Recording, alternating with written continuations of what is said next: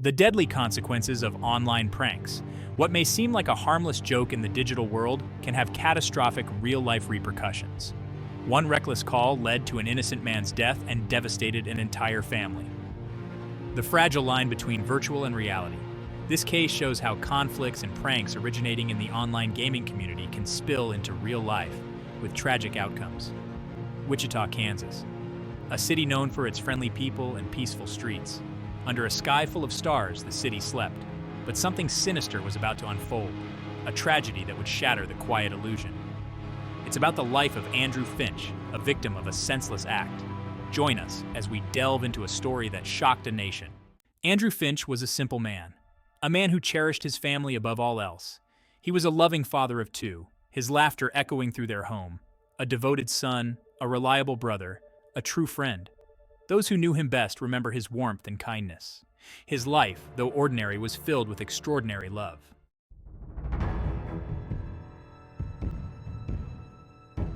The sun began to set on Wichita, casting long shadows across the quiet neighborhood. At the Finch residence, the day was winding down. But this tranquility was about to be shattered by sirens and flashing lights. Unmarked police cars screeched to a halt outside the house. Officers, clad in tactical gear, poured out, weapons drawn. The quiet night erupted in a cacophony of shouting and chaos. Born and raised in Wichita, Andrew Finch was deeply rooted in his community. A familiar face at the local grocery store, always with a quick smile. His life was woven from everyday moments of love and laughter. He'd faced challenges and loss, yet remained a source of strength for family and friends. He found solace in quiet moments with his children. Andrew Finch's story, though tragically cut short, was defined by love.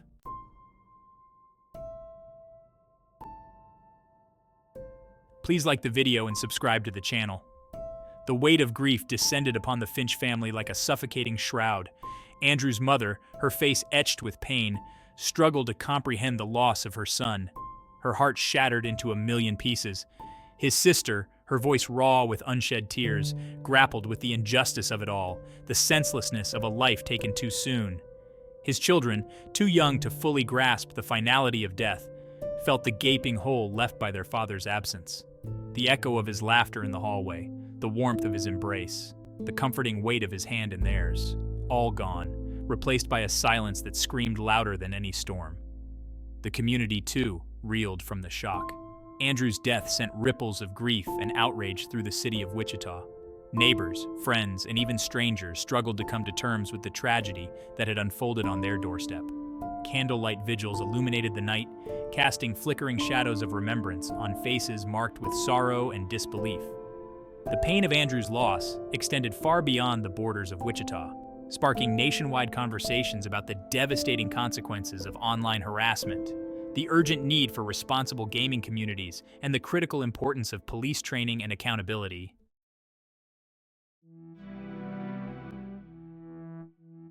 Despite the overwhelming grief, the memories of Andrew Finch remained a beacon of light. His laughter, once a familiar melody in the halls of their home, now echoed in the hearts of those who loved him. They clung to those echoes, finding solace in the warmth of shared stories, the comforting familiarity of his favorite jokes, the enduring legacy of his love. They remembered his infectious smile, the one that could brighten even the cloudiest of days. They remembered his unwavering kindness, his willingness to always lend a helping hand, no matter how small the task. They remembered his love for his children, a love that knew no bounds, a love that shone through in every moment they shared. In the quiet moments, when the weight of grief threatened to consume them, they found solace in those memories. They found strength in the knowledge that Andrew's spirit, his love, his laughter, would forever be woven into the fabric of their lives. And so, as the world moved on, grappling with the implications of the tragedy that had unfolded in Wichita, the Finch family held fast to the memories of the man they had loved and lost. The phone rang at the Wichita Police Department, cutting through the hum of the night shift. Officer Daniels answered on the second ring. The voice on the other end was frantic, a man's voice edged with panic. He spoke of a hostage situation, provided an address. His voice sent chills down Officer Daniels' spine. He relayed the information to dispatch. The wheels of emergency response were set in motion. What the officers didn't know was that the call was a lie.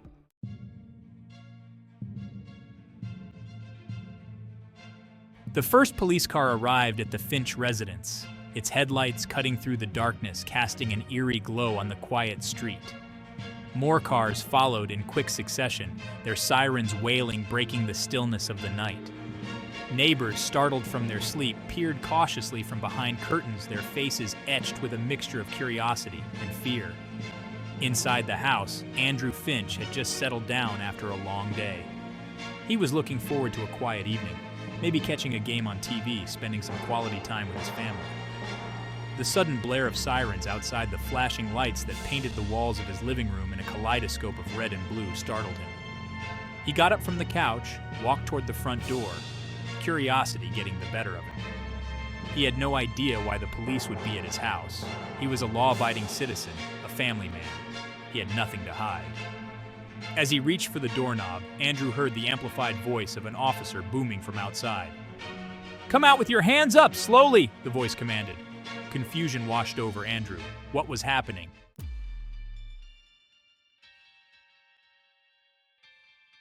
Please like the video and subscribe to the channel. Andrew Finch stepped out onto his porch, his face etched with confusion, his hands raised in a gesture of compliance. He squinted into the darkness, trying to make sense of the scene unfolding before him. The street was a sea of flashing lights, the air thick with the smell of exhaust fumes and the tension that crackled between the officers and their unseen target. He called out, his voice barely audible above the din. "What's going on? I live here. What's happening?" His words were met with silence. The only response the continued barking of orders from the officers, their weapons trained on the house. In that moment, time seemed to stop. The air hung heavy, thick with anticipation and a growing sense of dread. Andrew, still clutching the doorknob, felt a surge of adrenaline, a primal instinct warning him that something was terribly wrong. He opened his mouth to speak again, to plead for an explanation, to assure the officers that they had the wrong house, the wrong man. But before he could utter a word, a single gunshot shattered the night.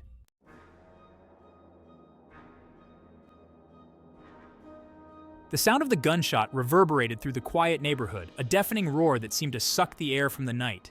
The flashing lights, the shouted commands, the palpable tension, all of it vanished, replaced by an eerie silence. Inside, Andrew's family huddled together, their faces pale with fear. Outside, on the porch, Andrew Finch lay dying, his blood staining the wooden planks. The officer who fired the fatal shot stood frozen, his weapon still smoking in his hand. The news of Andrew Finch's death spread through Wichita like wildfire, leaving a trail of shock and disbelief. The community struggled to comprehend the senseless tragedy that had unfolded on a quiet Thursday night. The Finch residence, once a symbol of warmth, was now etched with the chilling specter of violence. Local news crews captured the raw emotion of a community grappling with unspeakable loss. Interviews painted a picture of a man loved by many, a man who would never hurt a fly. The discord between the Andrew they knew and the horrifying narrative in the 911 call was jarring. As the initial shock subsided, questions swept through Wichita. How could this happen? How could a prank call lead to such a devastating outcome? Who was responsible for setting this tragic chain of events in motion? The demand for accountability echoed throughout the community. The investigation was immediate and intense, driven by public scrutiny and a shared desire for answers. The Wichita Police Department vowed to leave no stone unturned in their pursuit of the truth. Little did they know, the truth would lead them down a twisted path, deep into the shadowy corners of the internet. Detective Harris, a seasoned investigator, was assigned to lead the case. I pored over the details, searching for any clue, any discrepancy. The 911 call was chilling, a masterclass in manipulation. The caller's voice, a blend of panic and desperation, painted a vivid picture. But something about the story seemed off, too rehearsed, too theatrical. The breakthrough came from a tech-savvy officer navigating the darker corners of the internet. He found a boastful confession on an online gaming forum, confirming our suspicions. The discovery of the online confession sent shockwaves through the investigation. Swatting, a term unfamiliar to many, became a chilling reality. Forensic analysts traced IP addresses and chat logs, leading them closer to the caller. The investigation zeroed in on Tyler Barris, a man in Los Angeles. Barris was arrested, seemingly unconcerned about the charges. The fight for justice for Andrew Finch was far from over.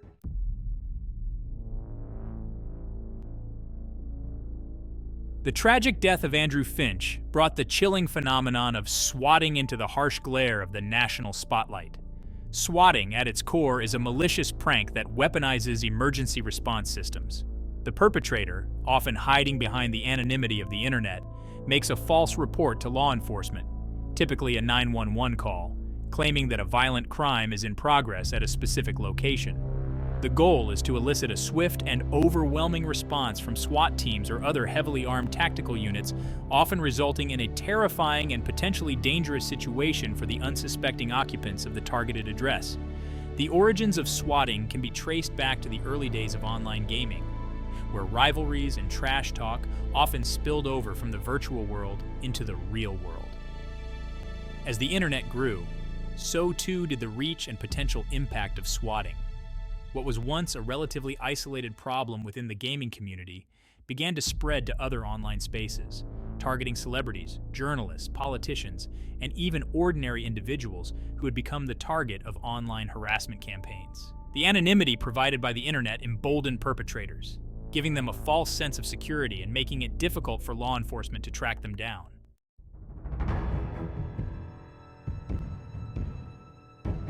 For those who engage in swatting, the motivation often stems from a toxic combination of boredom, a desire for notoriety, and a complete lack of empathy for their victims.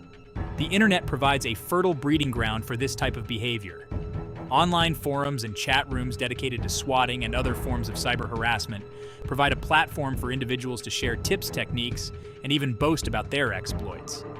The anonymity afforded by the internet allows them to hide behind fake usernames and avatars, shielding them from the consequences of their actions and creating a dangerous disconnect between the virtual and real worlds.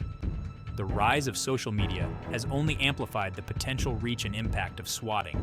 A single tweet or Facebook post can quickly go viral, spreading misinformation and inciting panic among a wide audience. The psychological impact of swatting can be devastating. Victims often describe the experience as terrifying and surreal, leaving them feeling vulnerable, violated, and distrustful of others.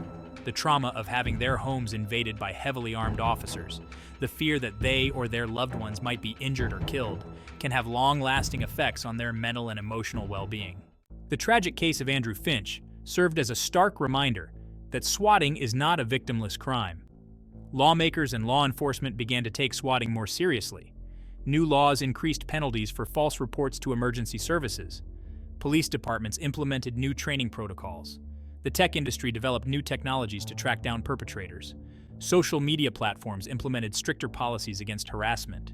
Despite these efforts, swatting remains a persistent threat.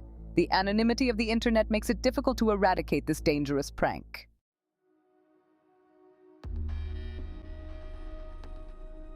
The pursuit of Andrew Finch's swatting culprit was like chasing a ghost through the labyrinthine corridors of the internet. Every click, every download, every online interaction leaves a trace, a digital fingerprint that can be used to track a user's movements. Detective Harris, despite his years of experience navigating the physical world of crime scenes and interrogations, found himself in uncharted territory. The digital world operated by its own set of rules, its own language, its own sense of time and space. He knew that to catch Andrew's killer, he needed to learn the language of the internet, to think like the very criminals he was hunting.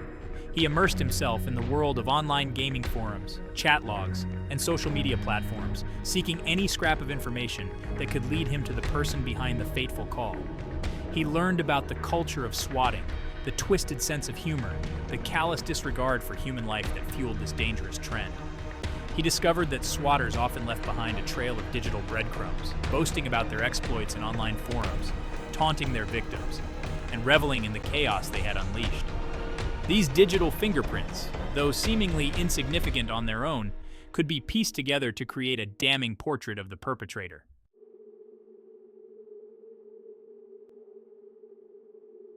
Please like the video and subscribe to the channel. The investigation gained momentum as Detective Harris and his team followed the digital trail left by the swatter. IP addresses were traced to internet cafes and private residences, each location providing another piece of the puzzle. Witnesses, some reluctant, some eager to see justice served, came forward with information, adding their voices to the growing chorus demanding answers. The investigation expanded beyond the borders of Wichita, drawing in resources and expertise from federal agencies equipped to navigate the complexities of cybercrime. The FBI, with their vast databases and sophisticated surveillance techniques, joined the hunt, their presence a testament to the seriousness of the crime and the unwavering commitment to bringing Andrew's killer to justice. The net was closing in, the digital walls of anonymity crumbling under the weight of the investigation. The swatter, once emboldened by the perceived safety of the internet, was about to discover that the virtual world offered no escape from the long arm of the law. The break in the case came from an unexpected source, a concerned citizen who had stumbled upon a series of online posts boasting about the swatting incident in Wichita. The posts, filled with chilling details about the call and the victim, were traced back to a user going by the online alias SWATmaster.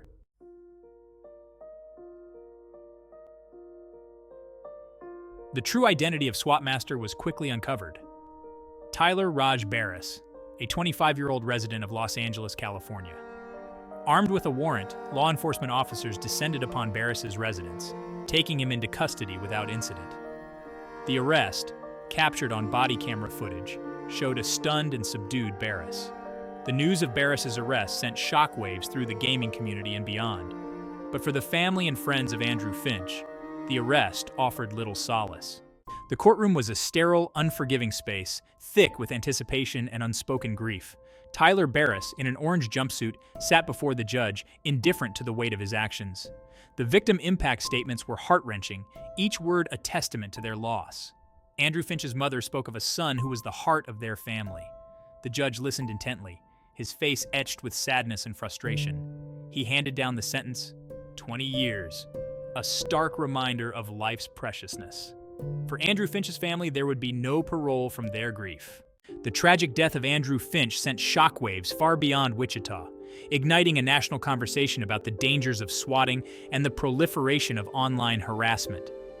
Lawmakers introduced legislation to strengthen penalties for swatting, and law enforcement reevaluated their protocols.